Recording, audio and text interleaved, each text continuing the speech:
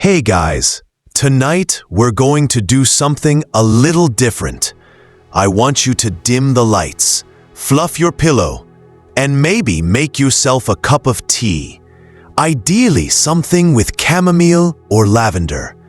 Because what we're about to talk about is not glamorous.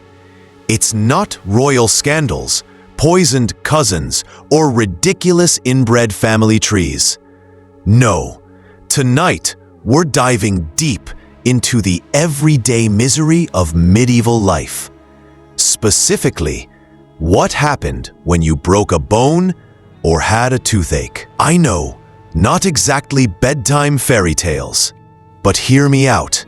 For people living 1,000 years ago, these were major events. Today, you crack a tooth on a popcorn kernel, you book a dental appointment, and worst case, you're numb for a few hours and get a cool sticker on your way out. Back then, a bad tooth could end your life. A broken bone could turn you into a permanent limp and creak cautionary tale. And if you were really unlucky, both at once, well, congratulations. You just became a medieval medic. So let's float back to a time before antibiotics, before anesthetics, and before the concept of sterile meant anything other than your marriage hasn't produced an heir yet. Toothaches, the original medieval horror story. Toothache was one of the most common medical problems in the Middle Ages, and also one of the most dreaded. Dental hygiene was, to put it gently, optional. Sure, some people chewed herbs, rubbed ashes on their gums, or rinsed their mouths with wine, and honestly, same. But there were no toothbrushes as we know them, no fluoride, and certainly no professional cleanings. By the time someone's tooth started hurting, it was usually because something had gone terribly, irreversibly wrong. And the medieval explanation for why teeth hurt? Well, that's where things get fun. A popular theory across medieval Europe, and one that stuck around for centuries, was the toothworm. Yes, they thought there was a tiny worm living inside your tooth, wriggling around and nibbling at the nerves. Because obviously, what else could possibly cause pain inside a bone? Some treatments, therefore, were focused on luring the worm out. People tried smoking herbs near the tooth, hoping the little creature would crawl out like a disgruntled tenant. Others dripped hot oils, honey, or even urine into cavities to drive the worm away. And if that sounds horrifying, yes, it was. If none of that worked, which, spoiler alert, it usually didn't, there was always the nuclear option: extraction. The tooth pullers, barber by day, nightmare by night. You know how today dentists go through years of specialized education? Back then, anyone with a pair of pliers and an overabundance of confidence could pull a tooth. Often, this was the village barber surgeon, the same person who would cut your hair, lance your boils, and set your bones. Dentistry wasn't a profession. It was more like a side hustle. And let's just say the methods were rustic. There were no anesthetics. Of course, if you were lucky, they'd give you some strong wine or ale first. If you were really lucky, they'd knock you out with opium or mandrake root. But those were rare and expensive. Most of the time, it was just a strong arm, a pair of iron forceps, and a lot of screaming. In medieval marketplaces, tooth pullers would even perform their craft in public as a form of entertainment/advertising. Imagine a guy in a bright red doublet standing on a wooden crate, yanking someone's molar out in front of a cheering crowd, while the patient is actively regretting every decision they've ever made. And if the tooth broke mid-extraction, too bad. They'd just go in again and again until they got the root out, or until infection did the rest. Home remedies, hope and honey. Not everyone could afford a barber surgeon, and many villages didn't even have one. So most toothache sufferers relied on home remedies, and some of them were creative. Common cures included rubbing crushed garlic or onion on the gums. Burning pain was apparently a sign it was working. Packing cavities with beeswax or clove oil. The latter actually does numb pain. 1 point for medieval science. Chanting prayers or charms over the mouth, because why not appeal to divine dentistry? And my personal favorite, tying a dead mole around your neck to draw out the pain. Don't ask, just accept. But even the best remedies were basically temporary.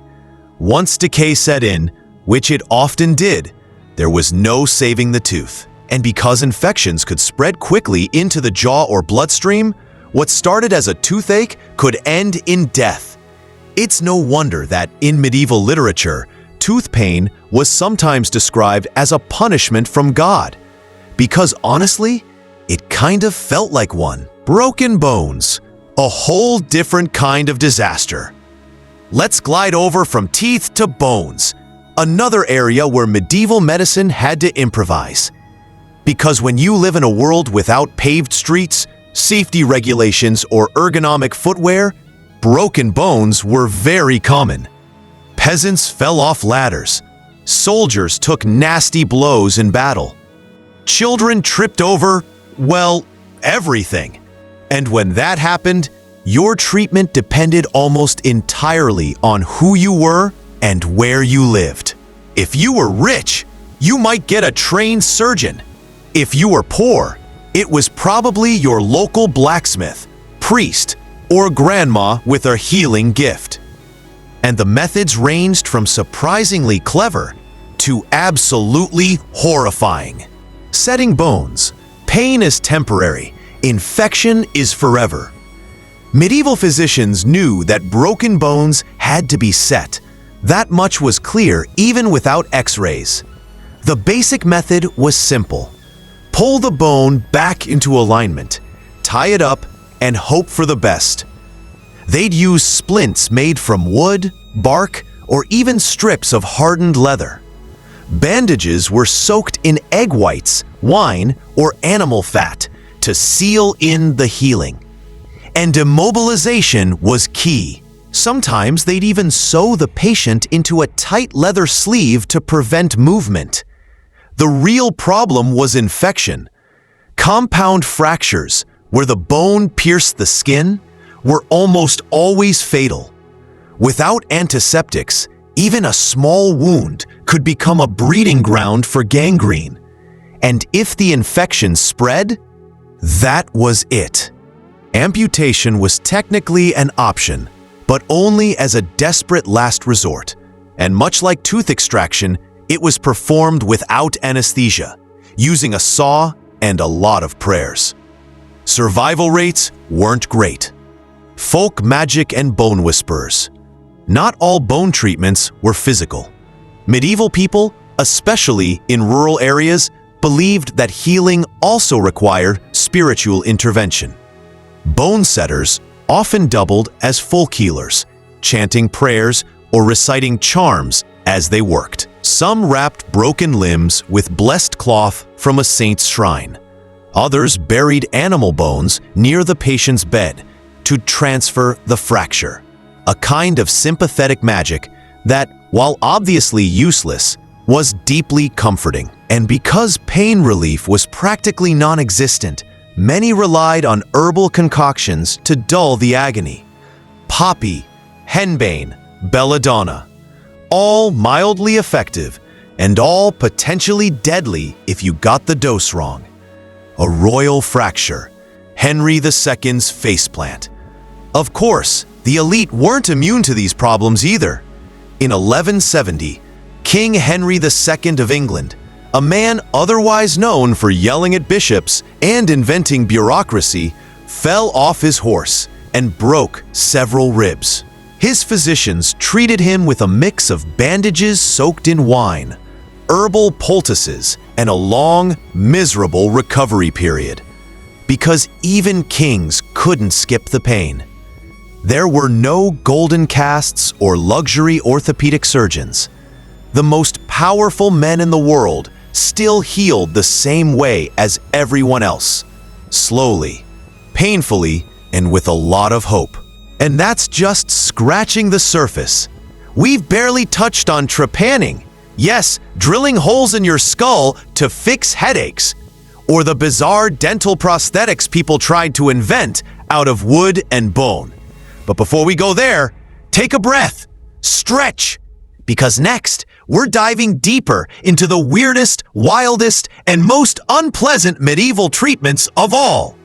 Hey again, still with me?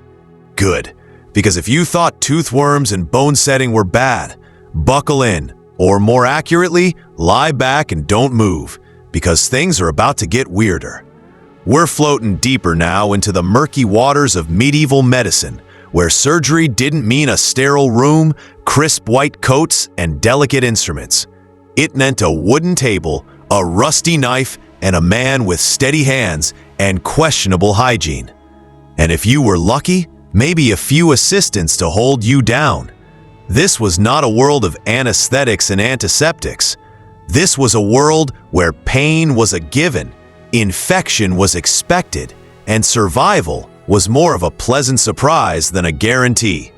So, let's talk about how they handled it, and why so many people didn't survive the process. Surgery before surgery was a thing. The first thing you have to understand is that surgery wasn't really considered medicine in the Middle Ages. Physicians, the university-trained, Latin-quoting elite, thought they were far too refined for such dirty manual work. They focused on diagnosing illnesses, prescribing herbal concoctions, and talking about humors in long, dramatic speeches. Surgery? That was for the barber surgeons, men who cut hair, drained blood, pulled teeth, and, when necessary, cut people open. They were the hands-on problem solvers of the medieval medical world, but they weren't exactly respected. Someone could literally shave your beard, lance your abscess, and saw off your leg, all before lunch. And the tools? Oh, the tools. Knives, saws, hooks, hammers, trepans, basically skull drills. It was like a blacksmith's workshop, not a medical clinic. Instruments weren't sterilized because the concept didn't exist. They were wiped off on a rag and used again. And again, and again. Let's start with the bloodletting thing. Before we go full gore, we should talk about the most common surgical procedure of all, bloodletting. It's hard to overstate how obsessed medieval doctors were with the idea that health depended on the balance of the four humors: blood, phlegm, black bile, and yellow bile. Too much of any one of them, and you were basically doomed. So they figured, why not just drain a little out? Bloodletting was done for everything: fevers, headaches, arthritis, toothaches, bad dreams, you name it. They used leeches, lancets, or even just sliced a vein open and let it flow into a bowl. And people lined up for it, because when every learned man in Europe tells you that your blood is too hot, you listen. It didn't help, obviously, but it did make people feel like something was being done. And sometimes that's all you had. Trepanning. Because why not drill a hole in your head? Now let's get to the most terrifying medieval procedure of all, trepanning, the act of drilling or scraping a hole into someone's skull. Believe it or not, trepanning is ancient. People were doing it long before the Middle Ages. And they did it for reasons ranging from treating head injuries to releasing evil spirits. If someone had seizures, migraines, or hallucinations, the obvious solution to them was to let the demon out. The process was, well, exactly as bad as you're imagining. A patient was restrained, their scalp cut open, and a circular piece of skull slowly scraped or drilled away using a hand tool called a trepan. No anesthetic, no antiseptic, just pure medieval determination. Here's the wild part. People actually survive this.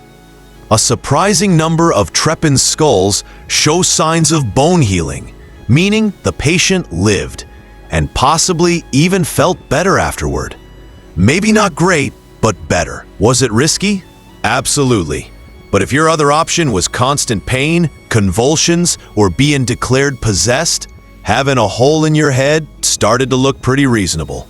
Abscesses, boils, and buboes, pus problems everywhere. One of the most frequent reasons for medieval surgery wasn't broken bones or head injuries, it was abscesses. People in the Middle Ages were constantly dealing with infections. Infected teeth, infected wounds, infected hair follicles. Without soap or antibiotics, bacteria had free reign. And the body's natural response, swelling, pus, pain, often meant something had to be cut open. Lancing an abscess was simple but brutal. A surgeon would take a sharp knife, make an incision, and squeeze out whatever horrifying substance was inside. Then they'd pack the wound with linen or honey, yes, honey, surprisingly effective, and hope it healed. During plague outbreaks, plague doctors did much the same thing with buboes, those swollen lymph nodes that could grow to the size of an egg. They'd lance them, drain them, and cauterize the wound with a red-hot iron. Did it help? Not really. But when you're dying of the Black Death, you're willing to try anything. Amputation, the last, worst option. Of course, the most infamous surgical procedure of all was amputation, and it was just as ghastly as you think. If a limb was crushed, infected, or gangrenous, removing it was often the only way to save a patient's life. The catch? They had to survive the surgery first. Here's how it usually went. The patient was restrained by several assistants. They might be given alcohol, opium, or a hard object to bite down on.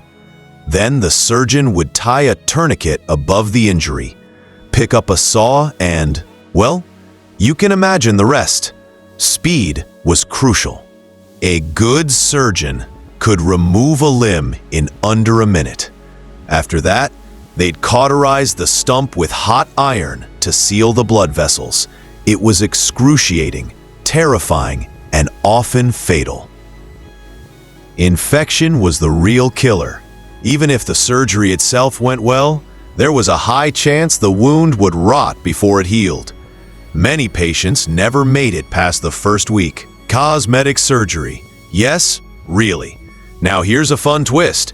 Not all medieval surgeries were about survival. Some were about appearance. In the later Middle Ages, particularly in Italy, there were attempts at cosmetic surgery, mostly for facial injuries caused by war or disease. Surgeons tried reconstructing noses, ears, and lips using flaps of skin from other parts of the body. One Italian surgeon, Branca of Catania, became famous for his nose jobs. They involved cutting a piece of skin from the patient's arm and grafting it onto their face.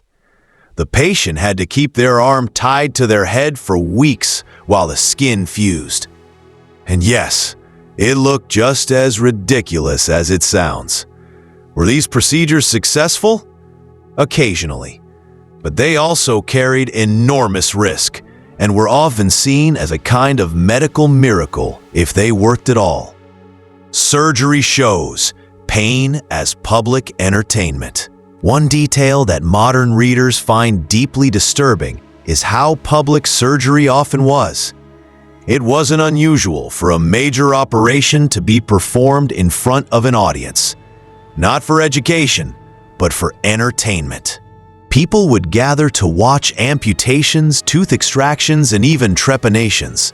It was gory, yes, but also fascinating. In a world where death was everywhere, watching someone fight to live was strangely compelling. And for the surgeons, it was great publicity. If you could pull off a successful operation in front of a crowd, word would spread, and so would your client list. Did anything actually work? You might be wondering if any of this ever helped people. Surprisingly, yes. In spite of the crude tools and lack of knowledge, medieval surgeons sometimes achieved impressive results. They could set bones, drain abscesses, and even treat certain types of wounds with remarkable success. Herbal poultices, honey dressings, and wine-based antiseptics actually did reduce infection rates. And some surgical techniques, like trepanning and ligature stitching, laid the groundwork for modern practices. The problem was consistency. There was no standard training, no formal sanitation, and no real understanding of anatomy. So outcomes varied wildly. One surgeon's success was another's fatal disaster. The mental side of medieval healing. There's one more piece to this puzzle that's easy to overlook. Medieval people didn't separate the body and soul the way we do. Illness, whether a toothache, a broken bone, or a tumor, was often seen as a spiritual issue. That meant prayer, pilgrimages, relics, and blessings were all part of the healing process. Even the most practical treatments were often combined with religious rituals. And for many patients, faith provided the comfort that medicine could not. Because let's face it, if you were about to have a hole drilled in your skull with no anesthesia, you were gonna want all the divine backup you could get. We've now walked through the grisly, fascinating world of medieval surgery, a realm where science, superstition, and sheer human stubbornness collided. But we're not done yet. In the next part, we'll shift our focus from the surgeons to the patients themselves, how they coped, how they healed, and how they lived with injuries and pain in a world where medical care was often worse than the disease. Welcome back, Night Owls. If you're still here, that means you've survived medieval dentistry, endured a brutal round of bone setting, and watched a surgeon drill into someone's skull without even offering them a whiff of anesthesia. Well done. You're tougher than most medieval patients already. But now, let's slow things down a bit. Tonight's chapter of our little time travel story isn't about the pain itself, it's about what happened next. Because once the knife was put away, the bandages tied, and the bleeding hopefully stopped, people still had to do something that's often harder than the injury itself: live with it. For many medieval people, surviving an accident or illness wasn't the end of the story. It was the start of an entirely new life. And often, that life was shaped by pain, disability, and limitations they couldn't afford to stop for. Recovery. Mostly rest and pray. We take recovery for granted today. You break a bone, 6 weeks in a cast, a few x-rays, some physical therapy, maybe a follow-up appointment. Back then, none of that. The standard post-surgery or post-injury treatment plan was simple. Rest as much as you could, and hope.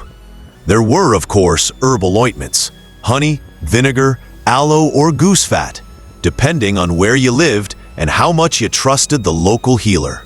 Wine was poured into wounds to cleanse them, and sometimes drank by the patient to dull the pain. Bandages were changed daily if possible, and prayers were said constantly. But beyond that, not much. No antibiotics to prevent infection, no sterile dressings, no knowledge of physical rehabilitation. Healing was left almost entirely to nature. And nature, to put it mildly, was not always kind. Bones that healed crooked. When a bone healed, it often did so imperfectly. Without x-rays or modern casting techniques, even the most skilled medieval bone setters couldn't always align a fracture perfectly. As a result, crooked limbs were extremely common. Arms healed bent, legs mended shorter, Joints fuse stiffly. A bad break could leave someone limping for life. This wasn't just a cosmetic issue, it affected everything. Farming, walking, climbing stairs, that even dressing yourself could become a daily challenge. And in a world where physical labor was often the only way to survive, a broken leg could mean poverty, starvation, or death. There are countless records of peasants who, after a fall or accident, never worked the same way again. And because there was no social safety net, no disability benefits, no pensions, many had to rely entirely on family or charity to survive. Living with chronic pain. Pain management was another story entirely. Most injuries, even when they healed, left behind a trail of chronic pain, and there wasn't much that could be done about it. Herbal remedies like willow bark, which contains a natural form of aspirin, or poppy juice, yes, opium, were used when available. But most people simply learned to live with pain. It was part of daily life, so common in fact that medieval literature barely mentions it. Why talk about something that everyone experienced? We have accounts of knights who returned from battle with half-healed wounds and spent decades in constant agony. Peasants whose spines were permanently twisted after a fall. Women who suffered pelvic injuries in childbirth and lived with severe pain for the rest of their lives. And people did their best to adapt. They learned new ways to work, new ways to move, and new ways to ignore the pain that never fully went away. Disability in a world without disability rights. Here's a hard truth. The Middle Ages weren't exactly known for their compassion toward disability. If you were injured, deformed, or otherwise imperfect, society didn't always know what to do with you. Some disabled people became beggars, not by choice, but by necessity. Cities were full of men who had lost limbs in war, women blinded by infection, and children with congenital deformities. Some were supported by monasteries or charitable guilds, but many were left to fend for themselves. At the same time, disability wasn't always a death sentence. In some cases, it even brought a kind of grim respect. Knights wounded in battle were seen as heroes. Blind monks were considered spiritually insightful. People with visible disabilities were sometimes believed to have been touched by God, either as a punishment or a blessing. Mobility aids, sticks, stumps, and strange contraptions. If you're imagining medieval wheelchairs rolling down cobblestone streets, well, not quite. But that doesn't mean mobility aids didn't exist. Crutches and walking sticks were common, often carved from wood or reinforced with iron. Simple prosthetic limbs, mostly wooden legs or peg legs, were also used, though they were heavy, clumsy, and purely cosmetic. There are records of knights who returned from battle with prosthetic arms, designed more for show than for use. One German knight in the 16th century even had a spring-loaded mechanical hand that could hold a sword. But for the average person, a stick and a limp were about as good as it got. Wheelchairs did exist in rudimentary form by the late Middle Ages, but they were rare and usually reserved for wealthy patients. Most disabled people were carried, carted, or simply crawled where they needed to go. The psychological toll, suffering as a spiritual test. We shouldn't underestimate the emotional side of injury either. Chronic pain, disfigurement, and disability carried heavy psychological burdens, but medieval people understood them very differently than we do today. Physical suffering was often interpreted as a test of faith. Many believed it was sent by God to purify the soul, atone for sins, or strengthen spiritual resolve. Saints. Lives were filled with stories of holy men and women who endured terrible pain without complaint, and believers were encouraged to do the same. That's not to say people were indifferent to suffering. Far from it. But they accepted it as part of life, woven into the fabric of existence. Community healing, the role of family, monks, and midwives. One thing medieval people did have that we often overlook was community. Healing was rarely a solitary process. Family members tended to the sick, changed their bandages, fed them, and prayed for their recovery. Neighbors brought food and offered herbal remedies. Midwives not only delivered babies, but also treated broken bones, drained abscesses, and stitched wounds. Monasteries played a huge role too. Many had infirmaries where monks practiced surprisingly advanced forms of care, washing wounds, mixing salves, and documenting treatments. And they provided what most patients needed more than anything: a place to rest. In some ways, this community-based approach was more humane than our modern medical system. It might not have been as effective, but it was deeply personal. Miracle cures and pilgrimages. Of course, when medicine failed, which it often did, people turned to religion. Pilgrimages to holy sites were a common response to chronic illness or injury. A broken leg that never healed right? A festering wound? A toothache that refused to stop? Pack your bags and head for the nearest saint's shrine. Some sites, like Canterbury in England or Santiago de Compostela in Spain, were famous for healing miracles. People would drink holy water, touch sacred relics, or sleep overnight in the church, hoping for divine intervention. Did it work? Sometimes. Maybe the journey itself provided distraction, or maybe people simply believed they felt better. Either way, faith was often the final treatment when medicine had nothing left to offer. Everyday life with limitations. In the end, most medieval people who suffered injuries or illness didn't get better. Not in the way we think of recovery today. They just adapted. A farmer with a twisted leg learned to work more slowly. A woman who lost teeth adjusted to soft foods. A soldier missing a hand might become a storyteller or a watchman. Life didn't stop because of injury. It just changed shape. And that, perhaps, is the most remarkable thing of all.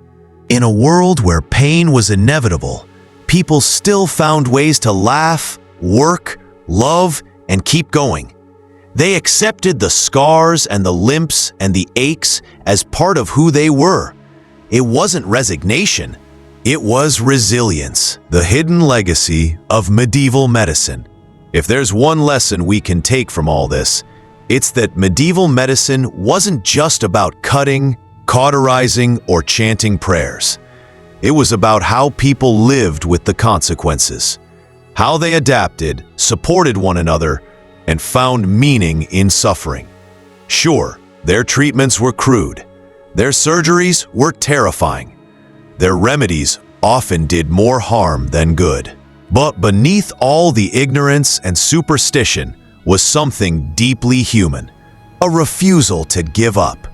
Whether it was a peasant limping back into the fields, a knight riding into battle with one arm, or a mother nursing a child while living with chronic pain, medieval people did what humans have always done. They endured. And that, in many ways, is the heart of this story. Medicine may have changed beyond recognition, but the human experience of pain and our determination to survive it has not. Hey again, Midnight Historians. We've journeyed a long way together tonight, from the hellish toothaches of medieval peasants to the brutal bone-setting rituals, from skull-drilling surgeries to the quiet, lifelong resilience of people living with chronic pain. But before we let you drift off to sleep, there's one last chapter to tell. Because while it's easy, very easy, to laugh at medieval medicine, and honestly, they did think worms caused toothaches, so they kinda deserve it, the truth is more complicated. For all its superstition, brutality, and guesswork, medieval medicine laid the foundations for much of what we rely on today. It's a strange, crooked lineage, from bloodletting to blood tests, from trepanning to neurosurgery. But it's a lineage all the same. Humors and the birth of medical theory. We've mentioned the four humors a few times now: blood, phlegm, black bile, and yellow bile. But it's worth pausing to appreciate just how important this idea was. It was nonsense, of course. Balancing imaginary fluids doesn't actually cure disease. But for over 1,000 years, the humoral theory provided a framework, a way of thinking about illness, diagnosing it, and attempting to treat it. And that was revolutionary. It encouraged physicians to observe the body, notice patterns, and connect symptoms with underlying causes. Even if their conclusions were wrong, their methods, systematic observation, careful record-keeping, and the search for balance paved the way for more scientific approaches later. Anatomy lessons, from taboo to science. One of the biggest shifts from the medieval to the modern era was the understanding of anatomy. Early medieval physicians were often forbidden from dissecting human bodies. It was considered unholy, disturbing, even criminal. Most knowledge came from ancient texts rather than direct observation. But slowly, that began to change. By the 13th and 14th centuries, medical schools in places like Bologna and Montpellier were performing public dissections, usually on executed criminals. The results were crude but groundbreaking. Doctors began to see how the human body actually worked. They corrected centuries of errors from ancient writers, mapped veins, identified organs, and realized, shockingly, that the human liver wasn't a furnace for cooking blood. Surgery evolves, from butchery to precision. It's hard to imagine modern surgery without anesthesia, antiseptics, or sterilized tools. But medieval surgeons were already experimenting with the basic principles long before those breakthroughs arrived. They learned that wounds healed better when kept clean. Wine was often used as a rudimentary antiseptic. They discovered that ligating blood vessels, tying them off, reduced bleeding during amputations. They developed techniques for stitching skin and repairing hernias. Some surgeons even wrote detailed manuals. One of the most famous was Guy de Chauliac, a 14th century French surgeon whose Chirurgia Magna became a cornerstone of European medical education. Sure, it was still brutal, and sure, you'd still probably die, but it was less brutal, and slightly less likely you'd die than a few centuries earlier. Dentistry gets a very rough start. We laugh at toothworms now, but medieval dental care was the awkward baby step that would eventually grow into modern dentistry. Barber surgeons and tooth pullers, despite their questionable methods, laid the groundwork by recognizing the importance of oral health. By the late Middle Ages, some practitioners even attempted primitive fillings, using wax, resin, or metal to plug cavities. Others experimented with false teeth carved from bone or ivory. And while the idea of yanking a tooth out in a marketplace might sound horrifying, it did establish a basic principle still true today. When a tooth is beyond saving, removal is often the only option. The tools and techniques have improved, but the fundamental logic hasn't changed much in 1,000 years. The role of monasteries. Medicine meets compassion. We can't talk about medieval medicine without mentioning the monks and nuns who quietly advanced healthcare from within their cloisters.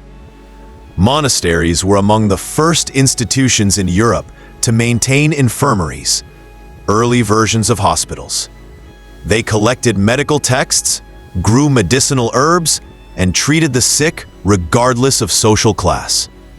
Their approach was a blend of prayer, herbalism, and surprisingly practical care. Cleaning wounds, regulating diets, and isolating contagious patients. It wasn't science as we know it, but it was structured, consistent, and compassionate. And that combination of medical treatment and moral duty would go on to shape the ethos of modern hospitals, the printing press, and the explosion of medical knowledge.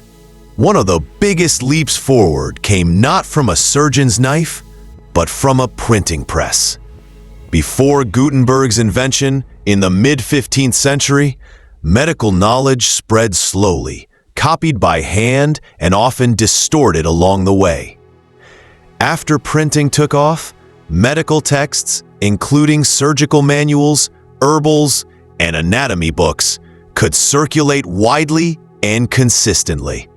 This democratization of knowledge accelerated everything. It allowed physicians to learn from one another, compare notes, and debate ideas. It created a medical conversation across Europe and laid the intellectual groundwork for the Renaissance, when figures like Vesalius and Paré would transform medicine from a craft into a science. What they got right and wrong. It's easy to dismiss medieval medicine as primitive, but the truth is more nuanced. They were wrong, spectacularly wrong, about many things. The toothworm, the four humors, astrology-based diagnoses, and the idea that bad smells cause disease.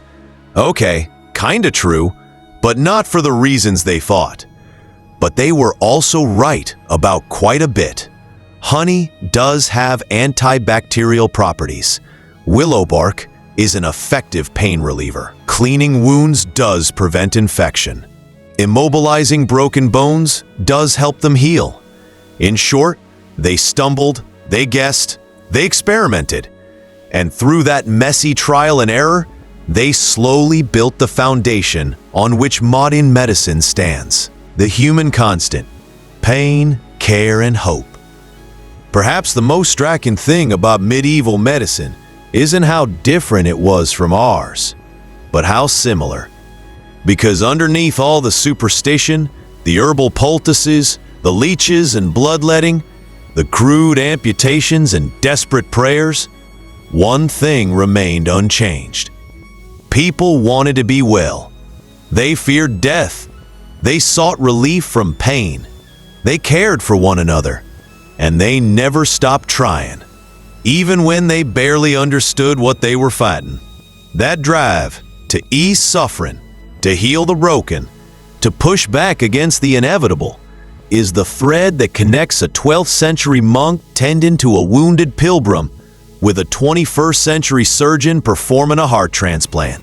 A final thought before you sleep. So the next time you complain about waiting 3 weeks for a dentist appointment, remember this. 1,000 years ago, that same appointment would have involved a man named Oswald holding rusty pliers, a crowd cheering, and absolutely no anesthetic. The next time you curse at a broken leg cast, remember the alternative. A crooked limb, a life of pain, and a priest telling you it's probably your fault. And the next time you step into a clean, bright hospital, take a moment to think about those smoky monastery infirmaries, those traveling bone setters, those anonymous surgeons who risked everything to save people when saving them was almost impossible. Because without them, without their mistakes, bravery, and endless, clumsy attempts to heal, we wouldn't be where we are today. Medicine didn't leap from ignorance to science overnight. It stumbled there, one tooth extraction, one trepanned skull, one crookedly healed bone at a time. And with that, we come to the end of our journey. From the agony of medieval toothaches to the resilience of people living with chronic pain, from bloodletting bowls to sterile surgical theaters, we've traced the long, strange story of how humans have tried and keep trying to mend what's broken. So close your eyes now. Be grateful for antibiotics, anesthesia, and orthodontics. And if you wake up tomorrow without a tooth worm, maybe thank a medieval barber surgeon for getting the ball rolling. Good night, and may your bones stay unbroken.